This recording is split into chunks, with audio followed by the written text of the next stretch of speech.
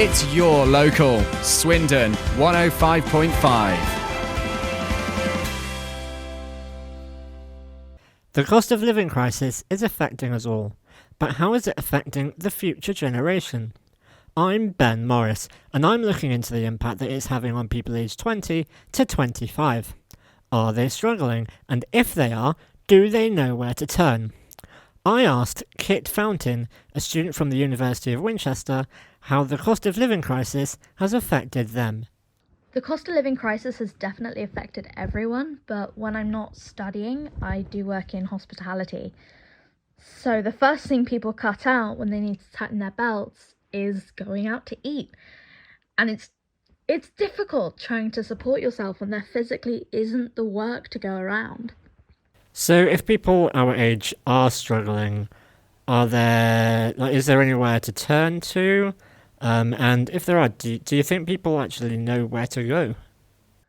My partner was a domicile carer, and he had to pick up so many shifts because of the labour crisis. There wasn't enough carers to physically meet the demand, and he was working so many hours that it made him sick, and eventually he couldn't work anymore. And so in turn, I had to pick up all the shifts to try and support us both because he got so sick. And I'm sure you can understand where it's going.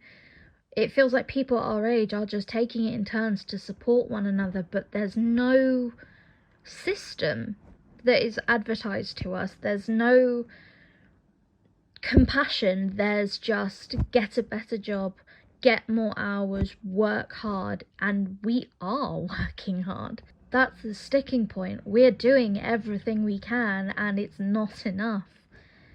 So if people our age are to move forward with their lives in terms of housing and families, etc., how do you think that that's doable nowadays?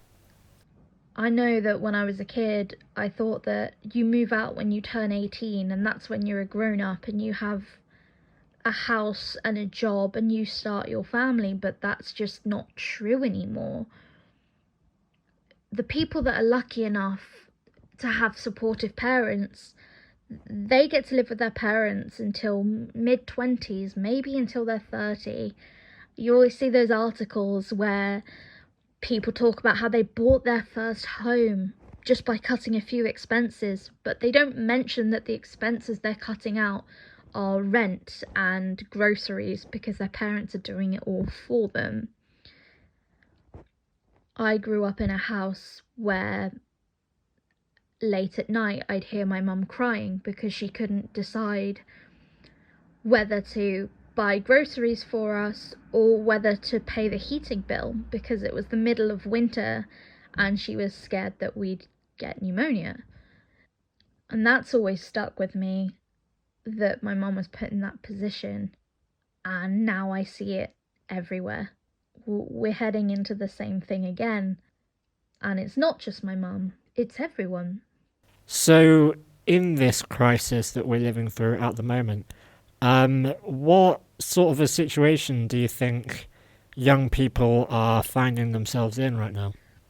We're just trying to get to the end of the week, and we're told to cut down on luxuries, but the luxuries are fresh fruit and veg.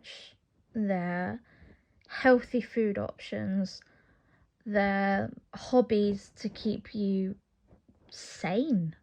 I mean, people wonder why there are so many mental health issues, but it's because we're expected to cut out every enjoyable aspect of our lives with little to no payoff. There has to be something to look forward to, and with this cost of living crisis, we don't currently have that. We don't have something to strive for because we're working on full engines. We're full speed ahead, and there doesn't seem to be a way out. And Kit, final question: what would you, in an ideal world, like to see happen to just help with the situation you're in?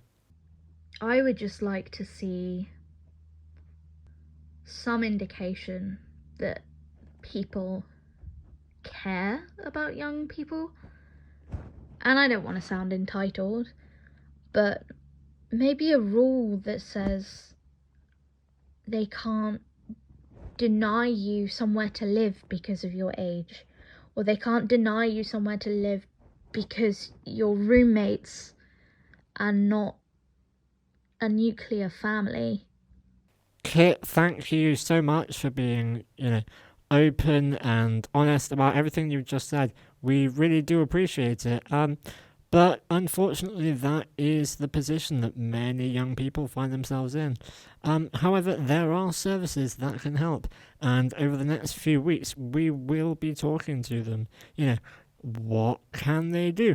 How do you get in touch, etc.? We will be talking to them. But if you can relate to anything that's just been said today, or would like to share your experiences, do get in touch. We'd love to hear it. So thank you very much for listening. I'm Ben Morris.